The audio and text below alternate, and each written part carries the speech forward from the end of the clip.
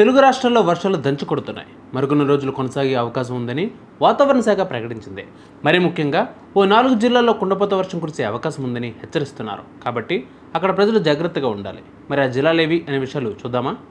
సాధారణంగా మే నెలలో ఎండలు మండిపోతూ ఉంటాయి. కానీ ప్రస్తుత పరిస్థితి పూర్తి భిన్నంగా ఉంది. తెలుగు రాష్ట్రాలతో పాటు దక్షిణాది రాష్ట్రాల్లో వాతావరణం చూస్తే అసలు ఇది ఎండాకాలమా వానాకాలమా అన్న అనుమానం వచ్చేలా వర్షాలు కురుస్తున్నాయి.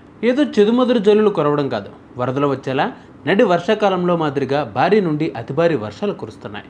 ఇవేం వానలరా బాబు అనుకునే పరిస్థితి ప్రస్తుతం ఆంధ్రప్రదేశ్, తెలంగాణ రాష్ట్రాల్లో నెలకొంది.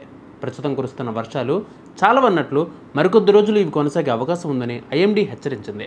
తెలంగాణలో అయితే భారీ నుండి అతి భారీ వర్షాలు కురిసే అవకాశం ఉందని హైదరాబాద్ వాతావరణ కేంద్రం కూడా హెచ్చరించింది.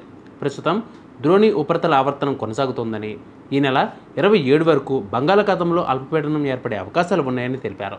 వీటికి నైరుతి రుతుపవనాలు తోడవడంతో తెలంగాణలో భారీ నుండి అతి భారీ వర్షాలు కురిసే అవకాశం ఉందని వాతావరణ శాఖ హెచ్చరించింది.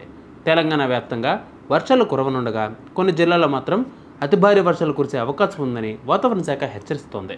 నిజామాబాద్, జగిత్యాల, మంచిర్యాల, కొమరంభీం జిల్లాల్లో భారీ వర్షాలు కురిసే అవకాశం ఉందని ఐఎండీ హెచ్చరించింది. ఉరుములు, మెరుపులు, పిడుగులు పడటం, ఈదురుగాలులు వీచే అవకాశాలు ఉన్నాయని తెలిపారు. ఈ జిల్లాలకు ఆరెంజ్ అలర్ట్ జారీ చేశారు. మిగతా జిల్లాల్లో కూడా వర్షాలు కురిసే అవకాశం ఉండడంతో ఎల్లో అలర్ట్ జారీ చేశారు. ఇక హైదరాబాద్లో గత 2-3 రోజుల నుండి భారీ వర్షాలు కురుస్తూ ఉన్నాయి. వర్షపు నీటితో రోడ్లన్నీ జలమయమే అవుతూ ఉండడంతో ట్రాఫిక్కు అంతరాయం ఏర్పడుతోంది. ఇక లోతట్టు ప్రాంతాల్లోకి వరద నీరు చేరడంతో అక్కడ ప్రజలు తీవ్ర ఇబ్బందులకు గురవుతున్నారు. ఇలా భారీ వర్షాలతో సతమతం అవుతున్న హైదరాబాద్ ప్రజలకు ఇవాళ కాస్త ఊరట లభించనుంది. నగరంలో వర్షం కురిసే అవకాశం లేదని, అక్కడక్కడ కురిసిన చిరుజల్లులే ఉంటాయని వాతావరణ శాఖ తెలిపింది.